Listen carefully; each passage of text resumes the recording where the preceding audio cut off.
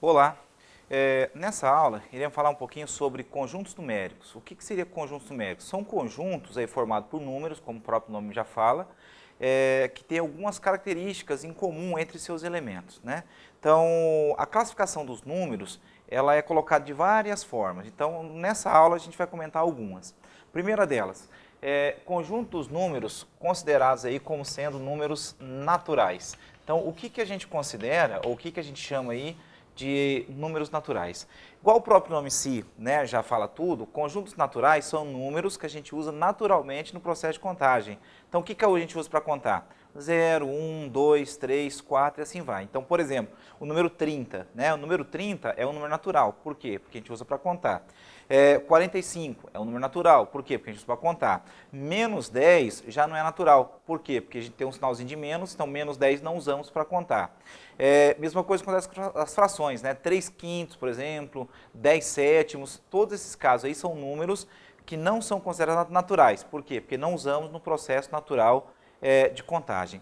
Então, para efeito de notação, os naturais, a gente usa um símbolo para eles, né? Então, usamos o símbolo N. Então, esse N, assim, né? Então, pode ser um N comum, em algumas situações, esse N vem com uma pequena barrinha, aqui assim, né? Mas pode considerar o N sem problema algum. Então, esse conjunto N seria formado por 0, 1, 2, 3, 4 e assim segue, né? Então, repetindo, o que são os naturais? São os números que a gente usa no processo natural, ou seja, o que usa para contar. Aí também de vez em quando, né, a gente costuma ver aí algumas situações que aparece esse símbolo N com um asterisco em cima. O que significa isso, né? Esse asterisco que aparece em cima do símbolo, não só para esse caso, como dos demais que a gente vai ver, esse asterisco significa o quê? Que o zero não está fazendo parte do conjunto. Então, neste caso, a gente escreve assim, 1, 2, 3, 4 e assim segue, né? Então, repetindo o que seria o número natural, qualquer número que a gente usa no processo de contagem, né? Daí que vem o termo número natural. Aí é o seguinte, também, né, o que a gente tem? Temos aí uma situação do que a gente chama de números inteiros. O que seria números inteiros? Para a gente entender primeiro o que seria um número inteiro, fazemos o quê? Né? Pensamos nos opostos dos naturais. O que seria o oposto de um número? Né? A gente considera como sendo um número oposto, ou números opostos, né? Dois números cuja soma entre eles acaba dando zero. Então, para a soma dar zero, um deles tem que ser positivo, o outro negativo. Por exemplo, 2 e menos 2, né? A soma dá zero. Né?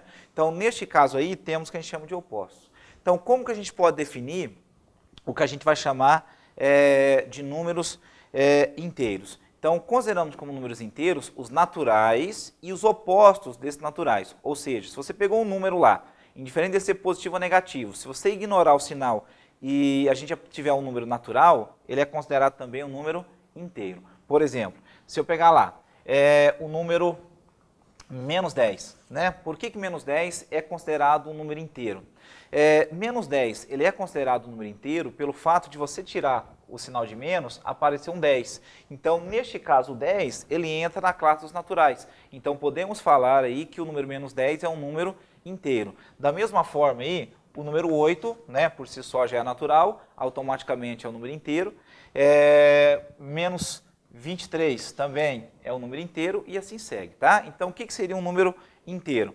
É um número natural ou oposto de um natural, né? Então, entraria nessas duas categorias, tá? Natural e oposto de natural. Junção dos dois é o conjunto dos números inteiros. De uma forma geral, esses números inteiros aí, costumamos representar ele numa reta, que é o que a gente chama de reta real. É a reta orientada, né? Então, como que funciona? Funciona assim, eu tenho lá um eixo, né? Esse eixo tem o limitador, que a gente chama de limitador, que é o zero, né? Por que limitador? Porque do zero para frente você tem alguma coisa positiva, do zero para trás alguma coisa negativa. Então, por isso que ele é chamado limitador. Então, o que a gente vai ter? Né? Então, vou considerar lá 1, 2, 3, estou fazendo representações dos naturais, né? Então 0, 1, 2, 3 são os naturais.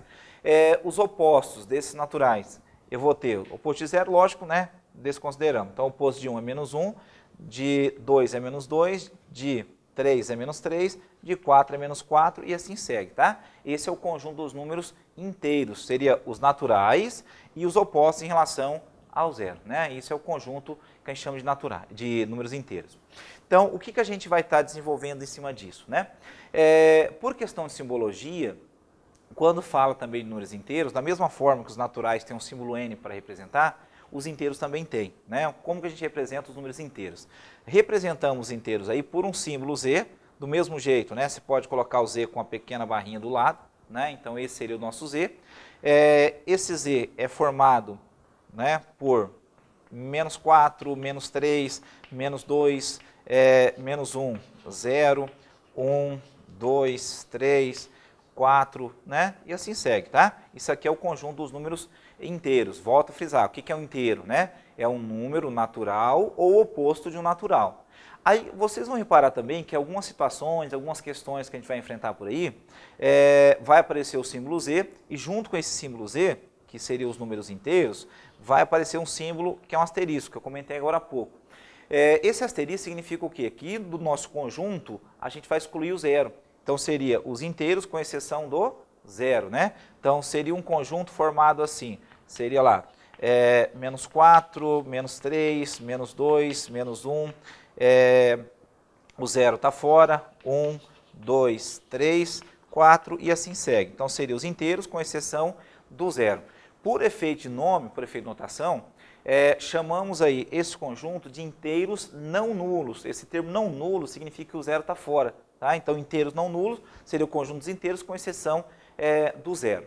Do mesmo jeito aí, é comum vermos aí o símbolo z e junto com o símbolo z um sinal de mais, como também o sinal de menos, que eu vou comentar daqui a pouco. Então, com esse sinalzinho de mais, significa o quê? Que eu quero os inteiros que apresentam sinal diferente do negativo, ou seja, apresentam o zero, né, porque o zero não define o sinal, e a parte positiva. Então, esse z com o sinal de mais é 0, 1, 2, 3, 4 e assim segue. Seria o quê? Os inteiros não negativos. O que seria esse não negativo? Tá? Inteiro não negativo seria os inteiros que não apresentam o sinal de menos. Então pode ver que essa parte do 1 para frente é positiva e esse 0 ele não é positivo nem negativo. Então certeza que ele não tem o sinal menos. Então volto a frisar, isso aqui seria o quê? Os inteiros não negativos, ou seja, inteiros sem o sinal de menos. Do mesmo jeito aí, temos o seguinte, temos ainda, né, o conjunto dos números inteiros com o sinalzinho de menos. Então, o que seria o z menos, né? O z menos, o símbolo z com o sinalzinho menos, né, significa o quê? Significa que eu quero os números inteiros que não têm o sinal de mais. Então, o que seriam os inteiros que não têm o sinal de mais? O zero, colocando fora de ordem, né, na ordem decrescente, eu tenho lá menos 1, menos 4, menos 2, né, colocando em ordem crescente, melhor dizendo, menos 3, crescente não, decrescente mesmo, né, menos 4 e assim segue, tá? Então, só mudando um pouquinho da ordem tradicional ali, colocando em ordem decrescente, só para ficar mais organizado ali para ver, né? Então, o z seria os inteiros, com sinal menos, seriam os inteiros não positivos. O que seria não positivos? Inteiros sem o sinal de mais. Né? Então seria quem? A parte negativa e o zero, que a gente também não define sinal. Nos dois casos aí, tanto o z mais quanto o z menos, pode aparecer o asterisco. Aparecendo um asterisco, o que você faz? Você trabalha com o mesmo conjunto, com exceção do zero. Então, se eu tenho assim, um conjunto z, nesse conjunto z aparece sinal de mais e o asterisco, né, um caso que a gente pode ter, e o z, que é os inteiros, com o sinal de menos, asterisco. Qual que é a diferença dos dois? Né? Neste caso, eu tenho z asterisco mais, seria a parte positiva dos inteiros, que é quem? 1, 2, 3, 4, 5, 6 e assim segue. Né? Esses seriam os inteiros com o sinal de mais, asterisco. Isso aqui também tem um nome, tá? Falamos que esse conjunto são os inteiros positivos. Repare bem a diferença, tá? Isso aqui é os inteiros positivos.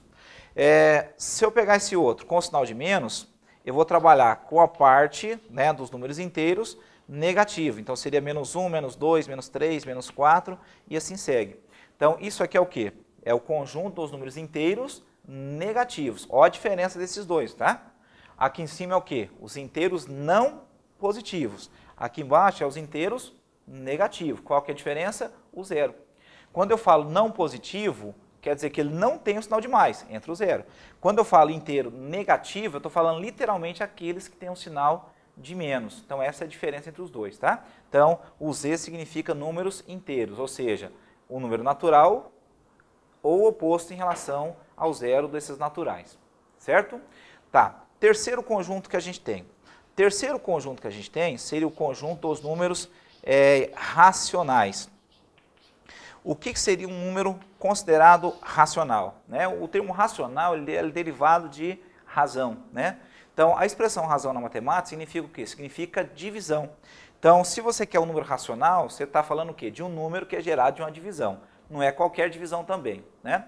Então, como que a gente trabalha com esses números racionais, né? Os racionais, que é representado pelo símbolo Q, também pode vir com a barrinha, né? Esse Q vem de quociente mesmo, divisão, é quem? É um x, tal que esse x é igual à divisão A sobre B, né? De que forma? Não é qualquer divisão, tá? Esse A e B, ambos os casos, devem ser inteiros, né? E pela divisão, esse B não pode ser zero. Então, isso com B diferente de zero. Então, qualquer número que você consegue escrever em formato de uma divisão, ele é considerado um número racional. Divisão também, lógico, né? De dois números inteiros. Então, você pegar lá uma fração 5 sétimos, automaticamente essa fração ela já é um número racional, porque já é apresentado, um exemplo, né, assim, 5 sétimos, já é apresentado como divisão de dois inteiros. 5 é número inteiro, 7 é o número inteiro. Se tivesse sinalzinho de menos, ia mudar alguma coisa? Não ia mudar em nada, tá? Por quê? Menos 5 ainda é o número inteiro, o 7 também. Então, isso aqui é um número considerado racional. Então, vamos lá do outro lado do quadro para a gente comentar alguns casos de situações aí que envolvem números inteiros. Então, só para a gente fixar bem essa ideia de como que a gente trabalha, né, com esses números inteiros, ou números racionais, melhor dizendo, né? Tá.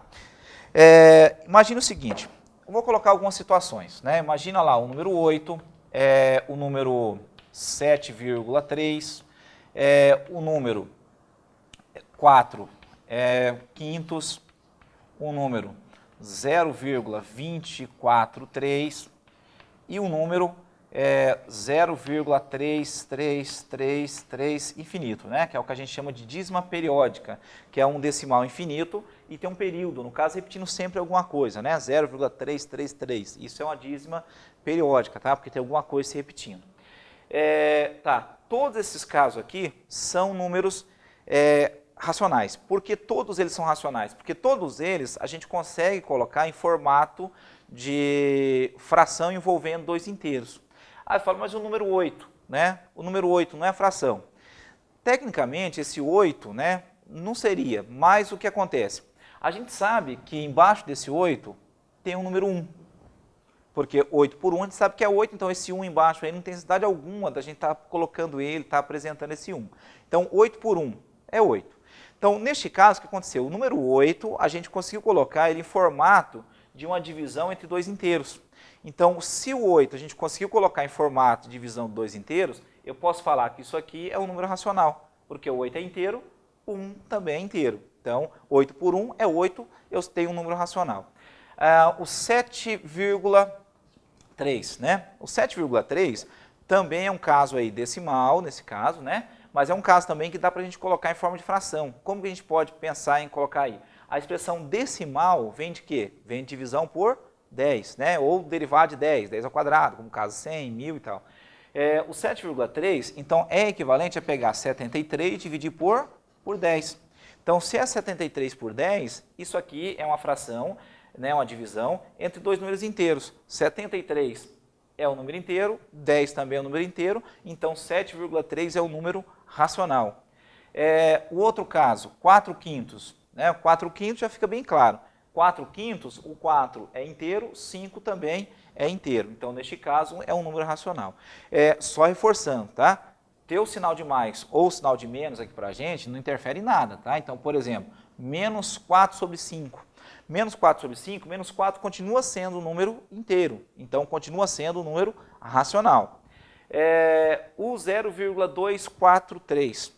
Então, isso aqui também é o número decimal, a diferença do anterior que eu tenho 3 casas depois da vírgula, sendo 3 casas depois da vírgula, eu tenho uma divisão de 243, que é a parte significativa, por 1000, que são 3 casinhas aí depois da vírgula, é a quantidade de zeros também que aparece no nosso denominador. Neste caso, 243 por 1000 dá 0,243, então 0,243 é racional, por quê? Divisão de 2 inteiros. 243 é inteiro, 1000 também é um número inteiro, então tem uma situação de racional. E esse caso aqui é um caso interessante. As dízimas periódicas, a gente não costuma, né, não tem como a gente colocar aí potência de 10 na parte de baixo. Por quê? Por fato de ser, né, uma expressão infinita. Então, o que a gente faz nesses casos para transformar uma dízima periódica em uma situação aí de uma fração? Então, escrevemos assim, suponhamos que eu tenho um x como sendo 0,333 infinito, né? Então, você tem esse número aí. A hora que você multiplicar esse número por 10, eu vou fazer por 10 porque tem uma casa significativa aqui, tá? Uma casa de período. Então, se eu multiplicar por 10, eu vou ter 10x igual, a vírgula pula uma casinha, né? 3,33 infinito, o tanto de 3 que eu quiser, né? Porque aqui é infinito mesmo. Tá. Agora, se eu subtrair, se eu fizer uma continha subtraindo de baixo para cima, olha só o que a gente vai ter, né? Subtraindo aqui de baixo para cima, tá? 10x tira um x, fica 9x, igual, né? A 3 tira 0, eu tenho um 3, e essa parte desaparece. Então, se 9x igual a 3, quem que é o x? É 3 dividido por 9, que é um número inteiro e também é um número inteiro. Então, neste caso, essa expressão pode ser escrita como 2 inteiros. Se pode ser escrito como 2 inteiros, a gente tem uma situação aí de um número racional. Lógico, 3 nono, por exemplo, você pode simplificar por 3, né? Aqui assim, ó, simplifica por 3, você tem uma fração equivalente, né? Que seria um caso de 1/3.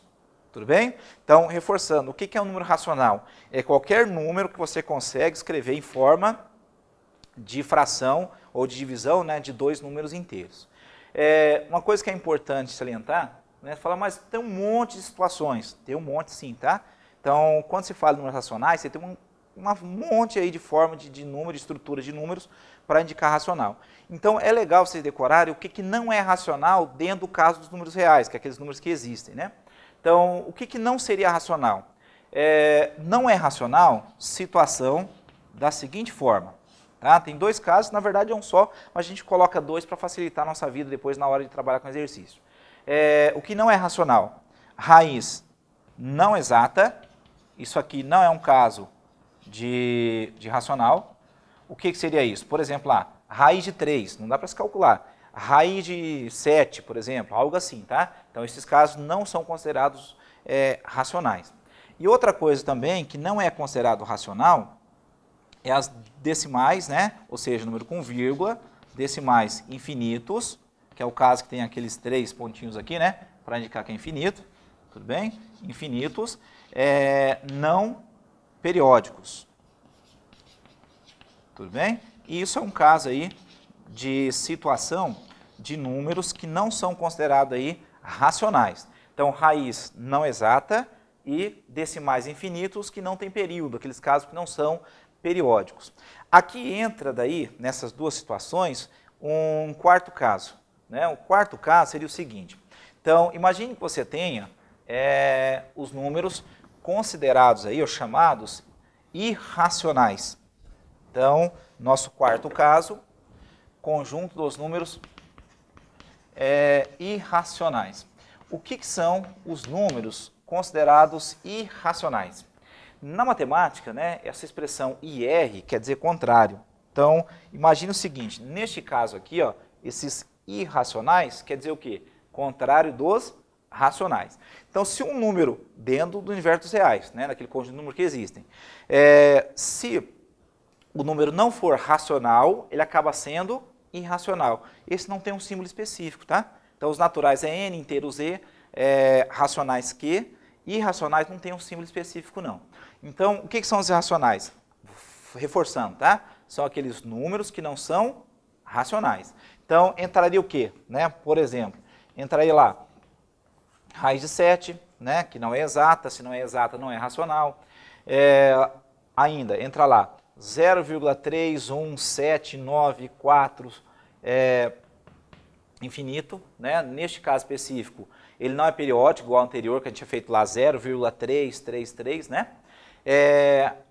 Ainda, tem um outro irracional bem famoso, que é o número π, né? Esse número π aí, ele é um número também que é um decimal infinito e também não é periódico. Então, se ele não tem alguma coisa se repetindo, ele é considerado aí também um número irracional. São esses dois casos. Então, raiz que não é exata e os decimais infinitos que não são periódicos. E são os casos de números irracionais. E, por último, nosso quinto conjunto seria o conjunto dos números reais. O que seria o conjunto dos números reais? O nome em si já fala bem, né? Números reais, entre aspas, podemos considerar assim como o conjunto dos números que existem. Ou seja, né? A junção entre os racionais e os irracionais. Então, esses reais, o conjunto pode ser considerado assim, com o símbolo R, tá? Esse é o símbolo que a gente tem, seria a união, né? Posso colocar assim, é a união entre os racionais, entendeu? Os racionais com os irracionais. Podemos classificar dessa forma. Então é o seguinte, se a gente pensar com carinho, né? Se o número for natural, ele é real, se for inteiro, é real, racional é real, irracional é real, né? Para não ser real, existe uma única situação que a gente vai ter que levar em consideração. Qual que seria, né? Esses números, por exemplo, raiz quadrada ou raiz de índice par de uma forma geral, né? De um número que dentro dessa raiz se tem negativo. Então, raiz de índice par de alguma coisa negativa. Isso não é considerado um número real. Entra em outra categoria chamada números complexos, que a gente não vai abordar nessa aula, né? Que daí é uma aula bem específica para isso. Então, o seguinte, por exemplo, raiz quadrada de menos 4. Né? Essa raiz de menos 4, por exemplo, é um caso que é uma raiz de índice par, porque quando aparece é um 2, de um número negativo. Então, isso aqui não é considerado um número real. Então, é o caso aí que a gente acaba excluindo, né? Então, raiz quadrada de menos 4 é um número que não é considerado aí um número real, né? Então, isso seria os conjuntos. Então, só para reforçar, conjunto lá dos números naturais que usa para contar. O que são os inteiros? São os números que a gente tem como sendo os naturais e os opostos desses naturais. Conjuntos racionais, qualquer número que você consegue colocar na forma de fração de dois inteiros, né, o de cima e de baixo inteiro, numerador e denominador inteiro. Irracionais são os casos que não são racionais e os reais é a junção dos racionais com os irracionais. E o que a gente exclui? Raiz de índice par de número negativo. Então, de uma forma assim, né, que a gente pode comparar esses conjuntos, lógico, todos eles são infinitos, mas eu acho que fica fácil visualizar a inclusão de um no outro, a gente pode pensar assim. Imagine então que você tenha esse aqui, né, sendo o conjunto dos números naturais, certo? Esses são os naturais. Todo número natural, ele é considerado um número inteiro, então todo natural é inteiro. Ainda, todo inteiro é considerado um número racional, que a gente vai chamar de Q, né? E os reais seria esse conjunto Q com um outro conjunto que fica fora desse Q, que a gente chama de irracionais. Então, esse grupo forma o que a gente chama de números reais, tá? Então, reforçando, naturais, inteiros, racionais, irracionais, que eu estou chamando de I, não tem símbolo, tá? Só mesmo para abreviar, e os reais. Tudo bem? Então, espero que vocês tenham aí, né, entendido um pouquinho da estrutura dos números e até uma próxima aula. Tchau, tchau, gente!